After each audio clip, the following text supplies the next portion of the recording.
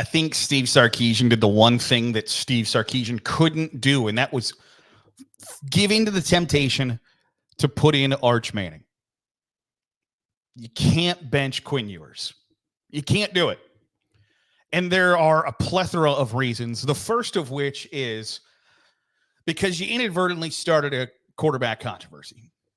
Anytime you're going to take out your starter and put in your backup in the middle of a game where you're losing, that's going to be a byproduct of what happens is people are going to question.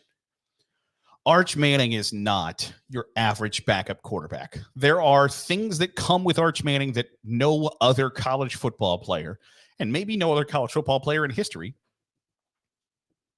the circumstances are not the same. And I don't want to jump too far, but for Steve Sarkisian to not recognize that and not understand that leads to a lot of questions. Do you not recognize the risk involved there? Because now you're going to answer questions until next week. And the second that Quinn Ewers struggles, the second Quinn Ewers takes a sack that you thought, he could have got the ball out, or he throws an interception, doesn't matter if it hit the receiver in the hands, it goes the other way. People are going to say, yeah, Arch wouldn't have done that. It's time to put Arch in. And I know that the temptation is there because you've got a really highly touted quarterback sitting behind another really highly touted quarterback. And to manage that is not simple and easy in 2024 with the transfer portal, NIL, et cetera. The players have all of the leverage. But you got to do what's best for you and your team. And maybe Steve Sarkisian thought that, this is the best thing for the team.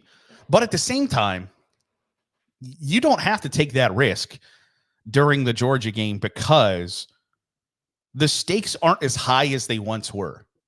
Texas didn't have to 100% win that game last night. And that's the beauty of the 12-team playoff, is you don't have to take that chance. You don't have to throw anything against the wall to see if it sticks to try to win every single game. So when Texas goes down 23-0, you don't have to get into full-on, all right, here's what we're going to do to win the football game. You don't have to have that mindset. You don't have to, okay, we're going to burn our best 2-point conversion plays to try to climb back into the game. You don't have to do that. You don't have to say, we're going to take out our highly rated, highly ranked, well thought of quarterback who could potentially be a first-round pick in next year's NFL draft. We're going to take him out of the game, put him on the bench, and put in our other 5-star redshirt freshman quarter. Like, you don't have to do that in 2024. You don't have to do that. And he did that. And I wonder if you see the entire picture when you get so laser focused and you get so locked in on preparing for an opponent like Georgia, preparing for the SEC schedule, preparing for a game, preparing for a run to a national championship, that you lose sight of kind of the bigger picture. And the bigger picture is you just drove a wedge into your team. Quinn Ewers is a really highly thought of quarterback, not only in, scouting circles and things like that, but his own team, it's very clear, thinks really highly of him. But that doesn't mean that those players are dumb. Believe me when I tell you that inside a locker room, the players know who should be starting over who should be getting more playing time. And when the coaches don't agree, there's not an easier way to drive a wedge into that relationship. But that doesn't mean everybody's 100% consensus. It doesn't mean that it's unanimous, that everybody believes that Quinn Ewers should be the starting quarterback.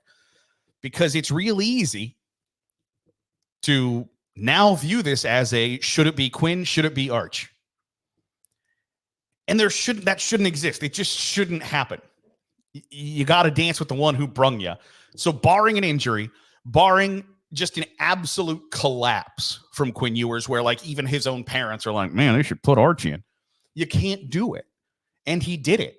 So now if Texas's season gets completely torpedoed, and I don't think that's going to happen. I think Georgia obviously is a very good team, and I've told you before, I'm really high on Texas. But if their season goes down the drain, it's from one decision, and that is to put in Arch Manning in a situation where does he need to be in the game? No, because he didn't. And the risk is you put him in and he doesn't fare any better than Quinn Ewers. And that's exactly what happened. He comes into the game and it's like, all right, this is the spark we need. Oh, crap, fumble. Oh, God, he fumbled too. That's the risk.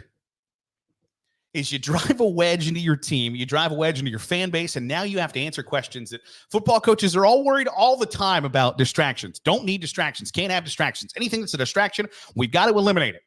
And Steve Sarkisian created a distraction. And I don't know that you recognize that immediately. But I think over the course of the coming days, weeks, etc., he's going to find I created a distraction. I screwed this up. I mismanaged this. And part of being a really great college football coach in this era is not being strictly just great at X's and O's and great at recruiting. You have to manage your roster, manage your talent, manage everything about your program. And to argue otherwise, I think, is disingenuous. Steve Sarkisian mismanaged this situation. He got into full on, we need to do everything we have to win tonight's game. And I don't think you can argue about that. I don't think that's the right mindset 95% of the time.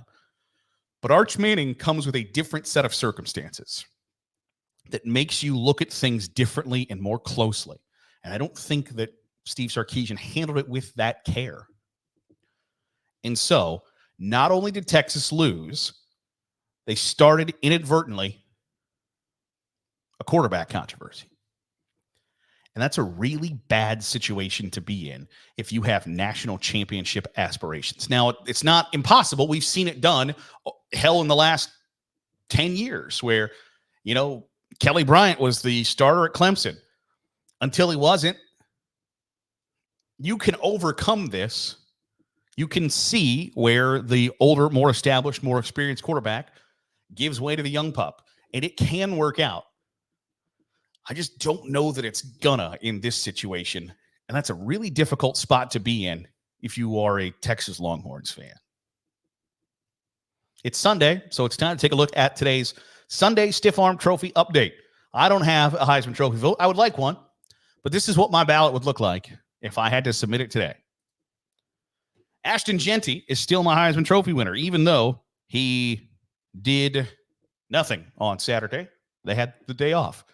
But to me, he is still 100% far and away the best player in college football. So he gets my vote.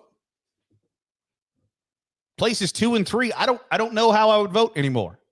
I had Travis Hunter on the list. I just, I was kind of turned off a little bit, to tell you the truth, about the podcast interview of Travis Hunter talking about how, Ashton Jeanty had 1,000 yards with 95 touches. How many yards do you think I would have if I had 95 catches? Well, first of all, Travis, that's apples and oranges. So those are two different things. Write that down. But then also, you can't knock somebody else's production and then be like, well, I wish I got the ball more. Bro, the reason your coach is the head coach of your university is specifically so he can coach you and your quarterback. So the idea of well, it's not fair because he's getting preferential treatment and I'm not, that's enough of that. You can go ahead and be quiet now. And I also, I just don't know that Travis Hunter is producing enough to be considered for the Heisman Trophy anymore. Is it a really cool story? Yes, because I think there are more players that should go both ways. But there aren't. And Travis Hunter has kind of proven, he goes 2 catches for 17 yards against Arizona yesterday. Now, on the defensive side, I don't think it's fair to say, oh, he only had 1 tackle. Well, yeah, when you're so good that they don't throw the football in your direction, that helps you. But I don't think a lot of people look at it that way. They're just going, oh, he only had 1 tackle against Arizona. Yeah, when they avoid your half of the field because you're over there, that's really impressive. but offensively, he needs to produce at a much higher level to be considered for the Heisman Trophy. And he's, I think, in like full-on campaign mode to win the Heisman Trophy. And that's just kind of a turn off to me. Like, it just and then I used to have Jalen Milroe at number 3. I think that's obviously and I don't believe Alabama has lost because of Jalen Milroe. But somewhat similar to Travis Hunter, he is not producing at the level that he needs to produce at. Did not run the ball well against Tennessee, threw 2 picks. So I've removed him from a ballot. I would, in their place, I don't know who I would put. Maybe Cam Ward. He got outplayed by Tyler Shuck. He got outplayed by Tyler Shuck on Saturday in against Louisville, where Tyler Shuck went 342 yards and 4 touchdowns. Cam Ward also had 4 touchdowns and 300 yards, but Tyler Shuck had more yards. And I don't know. I think it's going to be really difficult for Ashton Jeanty to be knocked off that list. I know that there are other people who have strong feelings about who their Heisman Trophy ballot or trophy winner would be right now. But to me, it's cut and dry. It's Ashton Jeanty. So that's where I sit. And I would have to think really hard about who 2 and 3 would be. That'll do it for today's episode of the Daily Huddle. Appreciate you making us a part of your day, however it is, wherever it is you're doing so. You're watching on YouTube, hit the subscribe button. Make sure you're getting all the great college football content we're pumping out. If you're listening on the podcast feed, drop a 5-star review. Goes a long way in helping out the channel. I'll see you tomorrow for another episode of the Daily Huddle.